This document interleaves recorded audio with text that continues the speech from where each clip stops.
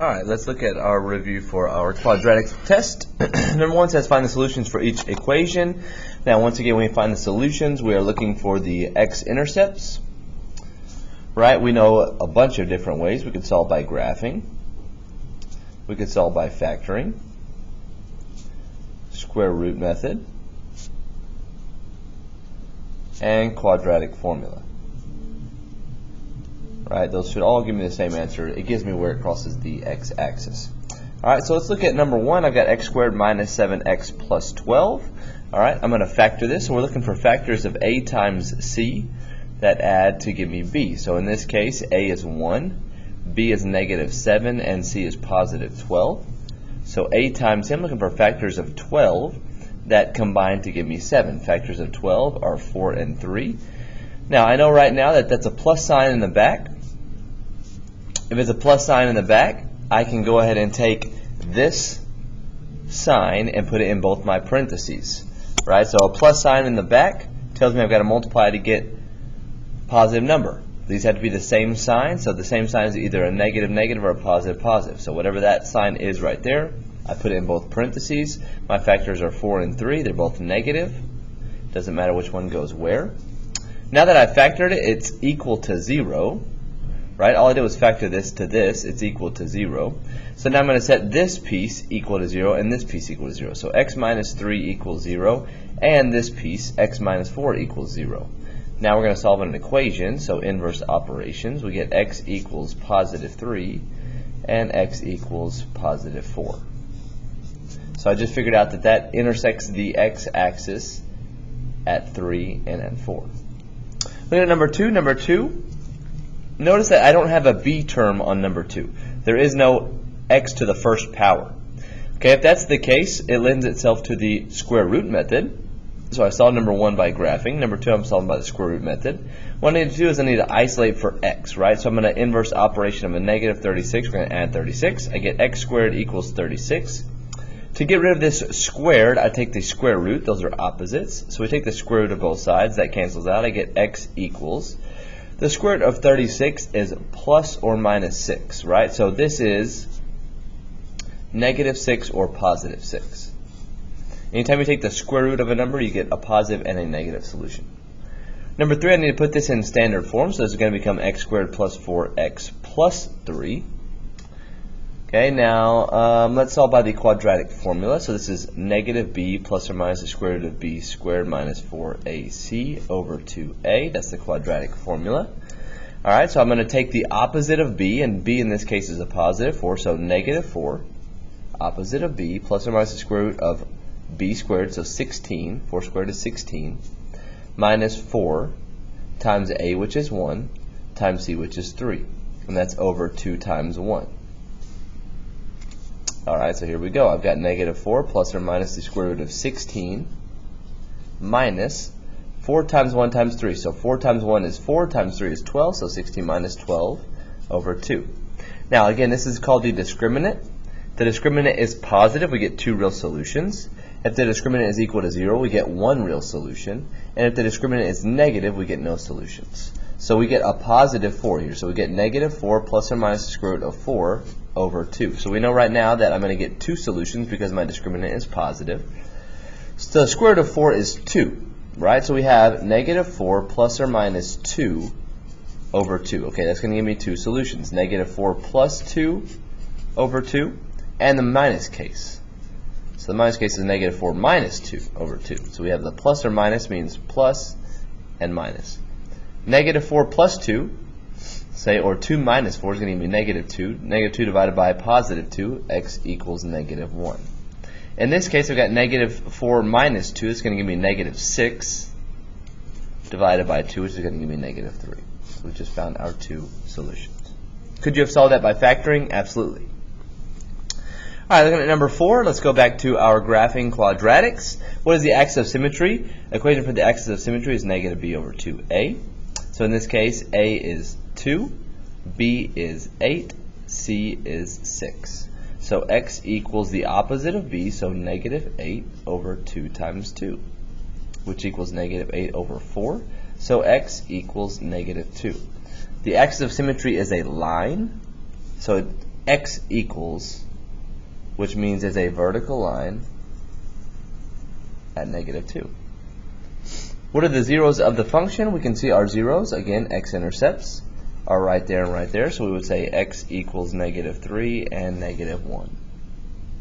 What is the y-intercept? The y-intercept is where it crosses the y-axis, right? So we have it right there at 0, 6. What's the y value of the function when x is -2? So if I go over to -2, I need to find on the graph where that point is. So at -2, here's the graph. So what's the y value of that? It's also at -2. So y equals -2. Does the graph have a minimum or maximum? This point right here is called a minimum, the lowest point on the graph. What's the minimum value? The minimum value is the y value at that point, which is -2. Is the graph a vertical stretch or compression of the parent graph? Well, we went from this point to this point and went up 2 over 1, so that would be a vertical stretch.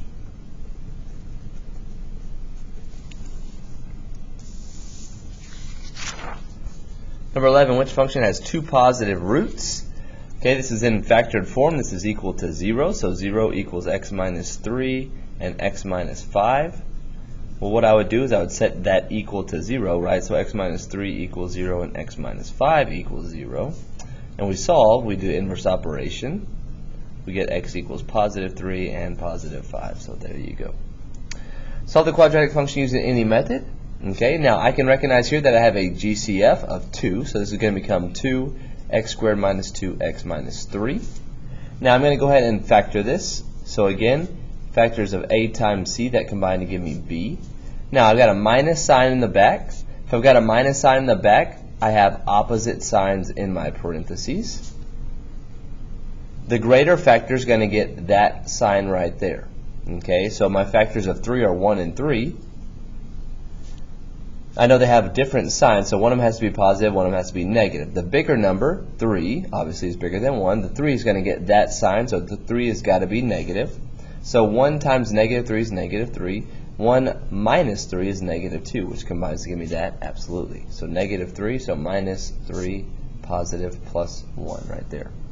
Alright, now we're not quite done yet because, again, this is equal to 0, so we need to figure out what our solutions are, right? So x minus 3 equals 0. Again, set that equal to 0, so x minus 3 equals 0. We add 3, and we get x equals 3. X plus 1 equals 0. We need to subtract 1 on both sides, and we get -1. Which graph is a function with no solutions? Again, a solution is an x-intercept, so which graph has no x-intercepts? It's got to be C. Looking at number 14, the graph of the function x squared is blah, blah, blah. What would be the graph if it was shifted down 2 units? Okay, so y equals x squared. There are no vertical stretches or compressions, so a stays 1. We're going to shift it down, so we're going to go -2. Number 15, which is the widest parabola? The widest parabola, we are looking for a vertical compression, okay, which means that a has to be less than 1. For it to be a vertical compression. This is a is greater than 1, this a is 1, so those two are incorrect. So now which is the widest parabola? Which is the farthest away from 1? The smallest number would be 1/2. This would be 0.5, this would be 0.7, so B would be your correct answer. Number 16, what's the axis of symmetry for that quadratic? Again, the formula for the axis of symmetry is x equals -b over 2a. We're looking for a line here. This is a line. So x equals the opposite of b. In this case, b is -8. A is 1. C is 12. So the opposite of b, -b, opposite of b. So opposite of a -8 is a +8 over 2 times 1. So 8 over 2, which equals 4. So x equals 4 is my line for the axis of symmetry. Alright, number 17, what are the roots of the quadratic? So once again, we're looking to solve in some form or fashion. So I've got x squared plus 10x. I need to move this 16 over here to get it in standard form. X squared plus 10x plus 16. Alright, so let's go ahead and factor this. So factors of a times c, that combine to give me b. So factors of 1 times 16, that combine to give me 10. Now we know right now It's going to be a plus plus because that's a plus sign in the back. Take that sign, write it twice. So x plus something, our factors are going to be 8 and 2, because 8 plus 2 gives me 10, 8 times 2 gives me 16. Number 18, solve it using any method. Again, I have a GCF here. Alright, so I can factor that out. So negative 2, we get x squared, we get positive 2x, and negative 2. I factored out a negative 2 here. Alright, so I've got A is 1, B is 2, C is negative 2. Let's go ahead and put this in the quadratic formula. So I've got negative b plus or minus the square root of b squared minus 4ac over 2a. That's the quadratic formula. It will be given to you on the test. It's on your star chart. So I've got negative b, so the opposite of 2. So negative 2 plus or minus the square root of 2 squared minus 4 times a, which is 1, times c, which is negative 2, over 2 times 1. Alright, so here we go. Negative 2 plus or minus the square root of 4. 2 squared is 4. 4 times 1 times negative 2. So 4 times 1 is 4. 4 times negative 2 is negative 8. So we have minus, and then I multiplied these to get negative 8 over 2. So negative 2 plus or minus 4 minus negative. 2 wrongs make a right. So minus negative turns into a positive. 4 plus 8 is going to be the square root of 12 over 2. Alright, so I can look to simplify the square root of 12. 6 and 2, 2 and 3. This becomes 2 square roots of 3.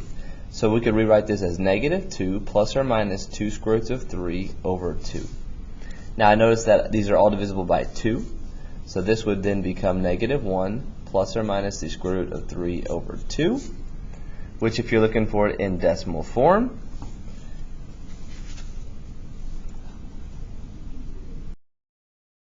this is going to be x equals 0.366, or the other case, if we subtract it, negative 1 minus the square root of 3 over 2 is going to give me negative 1.366.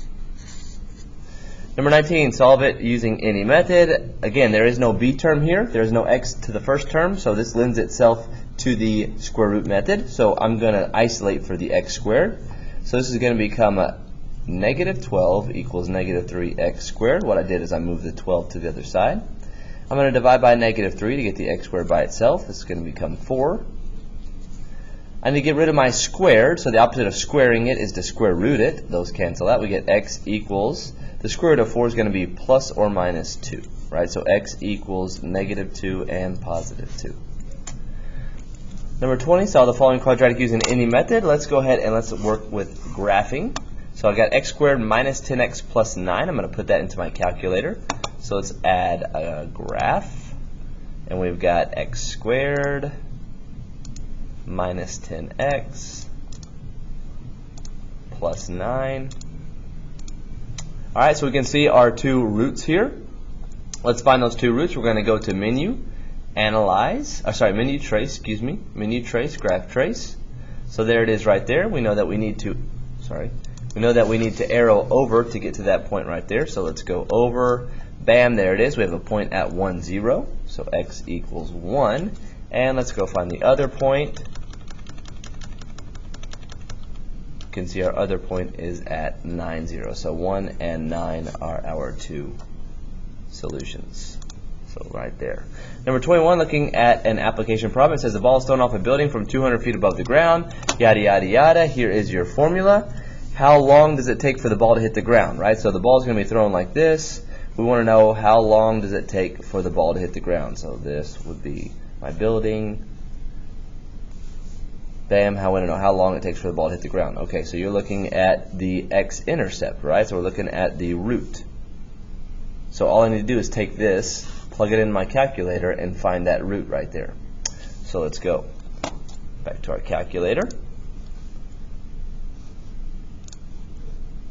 Oops, sorry, not what I wanted. Go to add a graph. We're going to add negative 16x squared minus 10x plus 200. Graph it. Bam, there it is. We know we want this. We want the positive 0. So let's go to menu. Let's trace the graph. Graph trace. So let's go over to our positive x-intercept, and we get 3.3, 3.24, or about 3.3 seconds. So 3.24, about 3.3 seconds. All right, number 22, another application problem. We have our function here. It says, when does the rock reach the maximum height? All right, once again, let's plug it into our calculator, and we're going to look for the maximum, which is the vertex. So let's go to our graph.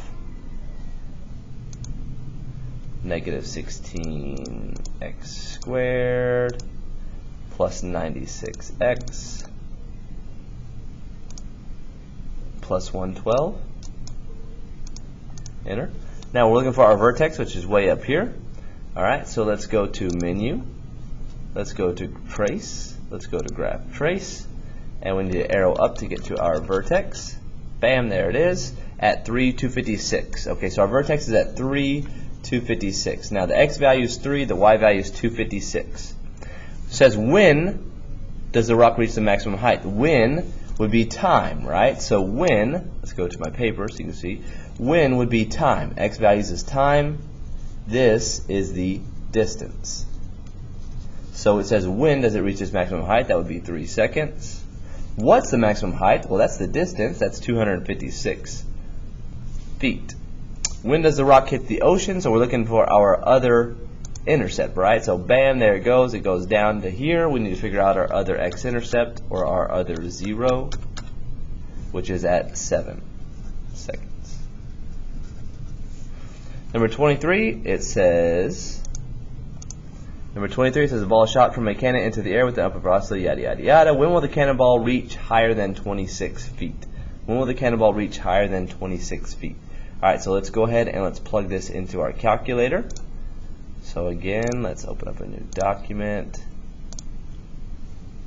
add a graph. I'm going to go negative 16t squared, negative 16x squared, plus 40x,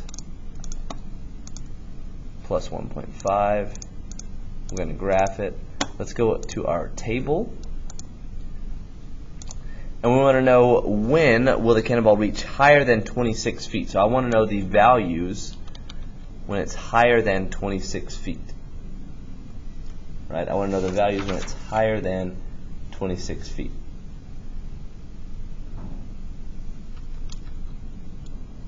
All right, so I can see here, this is the height. So between 0 and 1 seconds, it's higher than 26 feet. All right, so we can guesstimate that, okay, to about 0.6125 seconds. All right, looking at the last one, we're going to insert, looking at the last one, we're going to insert this into our TI Inspire and find our quadratic regression. All right, so here we go. Here's how to do this. We're going to open up a new document.